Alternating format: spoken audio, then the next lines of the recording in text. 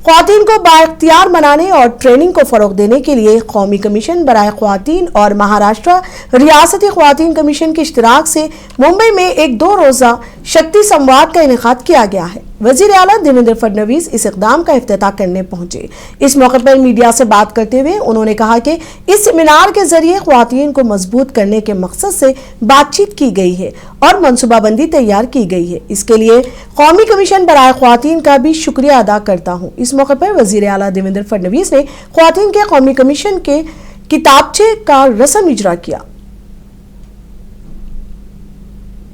राष्ट्रीय महिला आयोगाच्या अध्यक्षा विजयाताई रहाटकर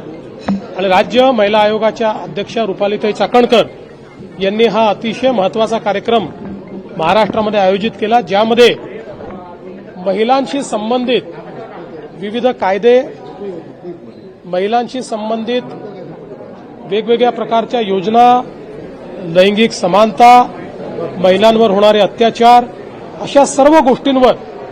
समग्र चर्चा करून एक त्याच्यावर कार्ययोजना तयार करण्याचा प्रयत्न महिला आयोगातल्या विविध सदस्यांच्या अध्यक्षांच्या माध्यमातून या ठिकाणी केला जाणार आहे आणि त्यात सहभागी होण्याकरता या ठिकाणी मी आलो आणि महाराष्ट्र शासनाच्या वतीनंही